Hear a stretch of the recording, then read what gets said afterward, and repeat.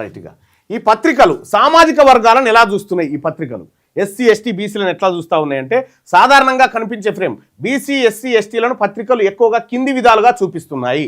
ఎట్లా చూపిస్తున్నాయి? BC SC ఎస్టీలను ఎట్లా చూపిస్తున్నాయి అంటే, ఇగో సమస్యల వర్గంగా, బాధితులు, ఆందోళన, డిమాండు, విన్నపం, సహాయం కావాలి, ఈ వర్గాల నుంచి తీసుకుంటున్న పదాలు ఇవి. అంటే నిర్ణయాలు తీసుకునే వర్గం కాదు, నిర్ణయాలు అడిగే వర్గం, అడుక్కునే వర్గం లాగా ఈ పత్రికలు చూస్తూ ఉన్నాయట. ఇక రెండో వైపు ఏం చెప్తా ఉన్నాయి? లబ్ధిదారులుగా పథకం వచ్చింది, ప్రభుత్వం ఇచ్చింది, సాయం అందింది.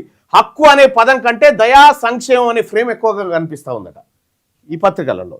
ఇక గుంపుగా అంటే వ్యక్తిగత నాయకత్వం చూపించడం చాలా తక్కువ. బీసీలో వ్యక్తిగత నాయకత్వాన్ని ఎట్టి పరిస్థితుల్లో ప్రొజెక్ట్ చేయవి.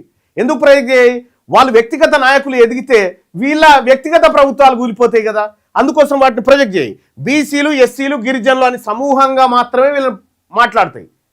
సో అగ్రవర్ణాలకు వచ్చేసరికి రేవంత్ రెడ్డి అని మాట్లాడుతుంది, కిషన్ రెడ్డి అని మాట్లాడుతుంది, లేకపోతే ఇంకో రెడ్డి అని మాట్లాడుతుంది. ఇక్కడికి వచ్చేసరికి ఏమో బీసీలు, ఎస్సీలు, ఎస్టీలు అని ఇప్పుడు ఆర్ కృష్ణయ్య పెట్టిన అనుకో, ఆర్ కృష్ణయ్య అని వ్యక్తిగా ప్రొజెక్ట్ చేయరు, బీసీ సంఘంగా ప్రొజెక్ట్ చేస్తారు అన్నట్టు. జాదుల శ్రీనివాస్ గౌడ్ ఉండు, ఆయనని వ్యక్తిగా ప్రొజెక్ట్ చేయరు, ఆ బీసీ సంక్షేమ సంఘంగా ప్రొజెక్ట్ చేస్తారు అన్నట్టు. అదే కాంగ్రెస్ పార్టీలో మీటింగ్ పెట్టింది అనుకో, రేవంత్ రెడ్డిగా ప్రొజెక్ట్ చేస్తుంది. సో ఇది దీని వెనకాల ఉన్నటువంటి మతలబ్.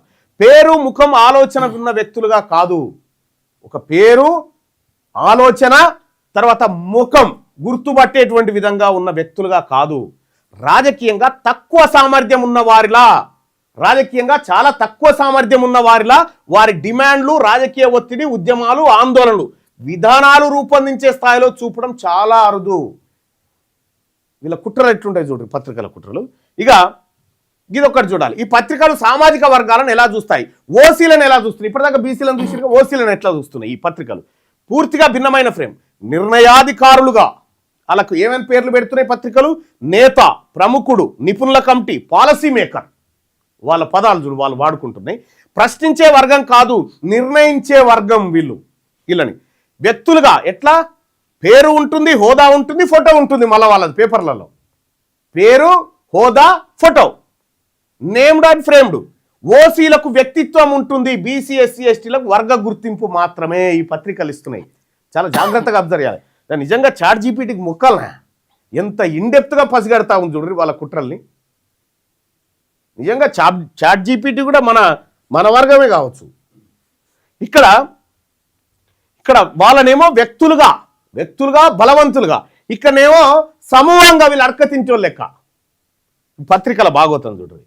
ఇక అభివృద్ధి ప్రతినిధులుగా ఎవరిని? అగ్రవర్ణాలు. అభివృద్ధికి వీళ్ళు అమ్మనాయనలు అన్నట్టు. అభివృద్ధికి ప్రతినిధులుగా పెట్టుబడులు, పరిశ్రమలు, పాలసీ నిర్ణయాలు వాళ్లకు. అభివృద్ధి అనే పదానికి ఓసీ ఈక్వలెన్స్ అవుతుంది. సంక్షేమం అంటే అర్క తినేదానికి బీసీ ఎస్సీ ఎస్టీ అనే అవచేతన విభజన జరిగిందట పత్రికలలో, ఇవాళ పత్రికలలో. ఇక తప్పు చేసినా న్యూట్రల్ టోన్. ఏదా అగ్రవర్ణాలు తప్పు చేసినా న్యూట్రల్ టోన్. ఎట్లా? చిగురుపాటి నమ్రత అని చెప్పి ఒక ఆమె పిల్లల్ని నమ్ముకున్న డ్రగ్స్ కేసులో ఇరికింది కదా, ఆంధ్రజ్యోతిలో ఓ ప్రముఖ కుటుంబ సభ్యురాలు, ఇట్లా ఓ డాక్టరు, ఒమేగా హాస్పిటల్ అని పేరు రాయదు, ఓ ప్రైవేట్ ఆసుపత్రి. అంటే తప్పు చేసిన వాళ్ళ వర్గాల వాళ్ళు తప్పు చేసినా చాలా న్యూట్రల్గా పేర్లు చెప్పరు. తప్పు వీళ్ళు చేయకపోతే ఎవరు చేస్తారా? ఏదో తెలిసే తెలియక జరిగింది కానీ అది బాలకృష్ణ కాల్పులు జరపాలని సోకుంటుందా? ఏదో కాల్చిండు, దాన్ని చూసి చూడనట్టు వదిలేయాలి కానీ కాల్పులు ఎట్లా జరుపుతావానికి బాలకృష్ణని కొట్లాడితే ఆయన మనసు గాయపడదా? ఆ టైపులో అన్నట్టు. ఇక వాళ్ళ చుట్టూ వివాదం, ఆరోపణలు, స్పష్టత ఇవ్వలేదు. వాళ్ళ చుట్టూ ఉన్న వివాదాలు, ఆరోపణలు, స్పష్టత లేదు ఈ పత్రికలలో. అదే పని బీసీ ఎస్సీ చేస్తే ఆందోళన, చట్ట ఉల్లంఘన అనే పదాలు వాడిరట. ఇదే పది బీసీ ఎస్సీలు చేస్తే ఆందోళన, చట్ట ఉల్లంఘన అనే పదాలు వాడుతూ ఉన్నాయట ఈ పత్రికలు. ఓసీలు చేస్తే తప్పు చేసిన న్యూట్రల్ టోన్. ఒకవేళ వాళ్ళు చేస్తే సంసారం, యువతోడు చేస్తే వ్యభిచారం అన్నట్టు. ఈ పత్రికల కథ చూడ్రి, ఇలా భాగవతం అంతా గిట్లను చూడ్రు. ఇక వీటిని ఇంకా ఇన్డెప్త్గా చీల్చాల్సిందే.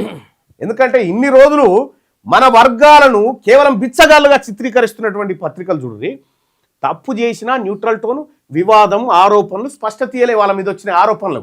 ఇక్కడ అదే పని బీసీ ఎస్సీ చేస్తే ఆందోళన, చట్టం ఉల్లంఘన. బీసీ ఓడు కనుక అదే తప్పు పని చేసింది అనుకో, డ్రగ్స్ తీసుకున్నాను అనుకో, నమ్రత తీసుకుంటేనేమో ఒక ఉన్నత మహిళ, అదే ఒక బీసీ వాడు డ్రగ్స్ తీసుకున్నాను అనుకో, వీడు దుర్మార్గుడు, చట్టద్రోహి, వీడిని ఉరిదీయాలి వెంటనే అని చెప్తాయి అన్నట్టు పత్రికలు. వాళ్ళనేమో ఒకసారి క్షమించి వదిలేయాలి. మా సుదర్శన్ చెప్తుంటాడు కథ, ఆవు కథ ఒకటి. ఆవు ఏందది, ఓ ఆవు చెప్తావు చూడు, రెడీగా రావు, తెలుసా నీకు? రెడీగా రావు ఆ కథ మళ్ళీ వచ్చినాక చెప్తాడు ఆయన. వాళ్ళు చేస్తే ఎట్లుంటుంది, వీళ్ళు చేస్తే ఎట్లుంటుంది అనేది చెప్తాడు. ఇక్కడ క్లియర్గా చూడండి. ఇక పత్రికల వారీగా సంక్షిప్తంగా ఇవాళ పత్రికల వారీగా విజయక్రాంతి, V6 వెలుగు బీసీ ఎస్సీలను సమస్యతో పాటు కారణం చెప్పే వర్గంగా చూపుతాయి. ఇవాళ విజయక్రాంతి పత్రిక, వెలుగుదిన పత్రిక బీసీ ఎస్సీలను సమస్యలు ఉన్నాయి కానీ కారణం కూడా చెప్తా ఉంది. ఉద్యమాలను న్యాయంగా ఫ్రేమ్ చేస్తున్నాయి. ఇలా ఈ రెండు పత్రికలు ఉద్యమాలను న్యాయంగా ఫ్రేమ్ చేసినాయి. ఇక నమస్తే తెలంగాణ, సాక్షి బీసీ ఎస్సీలను లబ్ధిదారులుగా ఎక్కువగా చూపుతాయి, ప్రభుత్వ కోణం డామినేట్ చేస్తూ ఉంది ఇట్లా. ఇక ఈనాడు, ఆంధ్రజ్యోతి, ఆంధ్రప్రభ ఓసీలంటే పాలసీ నాయకత్వం, బీసీ ఎస్సీలంటే సమస్య వస్తుంది, ఓకే, బీసీ ఎస్సీలంటే సమస్య సహాయం, అసమాన ఫ్రేమింగ్ స్పష్టంగా కనిపిస్తుంది. ఇవాళ ఆంధ్రజ్యోతి, ఆంధ్రప్రభ, ఈనాడు ఈ 3 పత్రికలు ప్లస్ నమస్తే తెలంగాణ, సాక్షి ఈ 5 పత్రికలు వేస్ట్ ఇవాళ అస్సలు పత్రికలు ఇక విజయక్రాంతి, వెలుగు దినపత్రిక అన్నట్టు.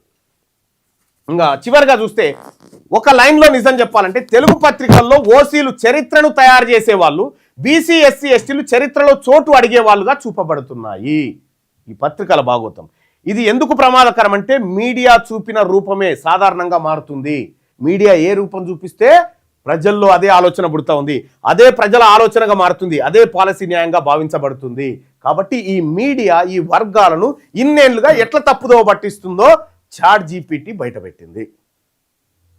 సో ప్రజలారా, ఇది పత్రికల ఒరిజినల్ రూపం. ఇదిగా మనిషికి భౌతికంగా నటించి లోపల మనసులో కుట్ర పెట్టుకుంటున్నాడు, ఆ కుట్రని ఇప్పుడు బయటికి తీసుకొచ్చింది. ఇది భౌతికం కాదు, పత్రికల భౌతిక రూపం కాదు, పత్రికల మనసులో ఉన్న మాట ఇవాళ ChatGPT బయటికి తీసుకొచ్చింది. సో కాబట్టి ఏ రోజు ఏ పత్రిక ఏం కడుపులో పెట్టుకొని రాసింది, కడుపులు ఎంత కుట్ర పెట్టుకొని రాసింది, కడుపులు ఎంత ఇసం పెట్టుకొని మన మీద వార్తలు వదులుతా ఉందనేది కూడా ప్రతిరోజు ఇవాళ తెలంగాణ రాజ్యాధికార పార్టీ నేను తీన్మార్ మల్లన్నగా మీ ముందుకు తీసుకొస్తా ఉన్నా. ఎందుకంటే ఈ పత్రికల భాగోతం చెప్పకపోతే ప్రజల్లో కన్ఫ్యూజన్ వస్తుంది, అదే నిజం అనుకుంటారు. కాబట్టి ఇలా భాగోతం అంతా మొత్తం ఇప్పి కుప్ప చెప్పినట్టు చెప్పి పారేయాలి, ఎక్కడి దాకా పోగులేయాలి. పోగులేసి ఎవన్ పావు శేర్వానికి ఎవడెవడు ఏం చేస్తుండో మొత్తం పోగులేయాల్సినటువంటి సమయం వచ్చింది. సో ఇదే కాదు, ఇంకా ఇన్ డెప్త్కు పోతాం. ఇంకా ఇన్ డెప్త్కు ఎంత డెప్త్ కంటే ఏ వార్త ఎందుకు రాసిండు, మనిషి విశ్లేషిస్తే ఎట్లా ఉంటుంది, ChatGPT విశ్లేషిస్తే ఎట్లా ఉంటుంది. సో చాలా ఇన్ డెప్త్కు పోదాం ఇంకా. సో ఈ లైవ్ చూస్తున్నటువంటి ప్రజలారా, ఈ లైవ్ ఫ్రీ కంటెంట్. మీరు ఎవరైతే యూట్యూబర్లు ఉన్నారో, యూట్యూబర్లు కానీ కొత్తగా మేము ఇంటికాడనే ఉండి 10,000 సంపాదించాలనుకుని 10-20,000 సంపాదించాలనుకునే వాళ్ళు మీరు యూట్యూబ్ ఛానల్ ఓపెన్ చేసి ఈ లైవ్ని మీ దాంట్లో కాపీ చేసుకొని మీరు మీ దాంట్లో వేసుకోండి. తద్వారా మీకు సబ్స్క్రైబర్స్ కానీ లేకపోతే వ్యూవర్షిప్ పెరిగి మీకు డబ్బులు వస్తాయి. తద్వారా మీరు ఇంటికాడ కూర్చోవచ్చు, డబ్బులు సంపాదించుకోవచ్చు, ఈ వాస్తవాలను ప్రజలకు తీసుకుపోవచ్చు. ఇప్పటికి దాదాపుగా 230 ఛానల్లో 30 ఛానల్లో ఈ ప్రత్యక్ష ప్రసారం వస్తూ ఉంది. ఫ్రీగా దీన్ని 1000 ఛానళ్ళకి ఇవ్వాలనేది మా లక్ష్యం. సో కాబట్టి మిత్రులారా, దీన్ని ఫ్రీగా వాడుకోండి. తీన్మార్ మల్లన్న అఫీషియల్ అనేటువంటి పేజీలో వచ్చే ఈ లైవ్ ఏదైతే ఉందో ఇది మీ అందరి కోసం రూపొందించబడింది. 260 దాటినాయి. సో అట్లా అందరికీ ఇస్తా ఉన్నాం, అందరూ కూడా ఫ్రీగా వాడుకోవాల్సిందిగా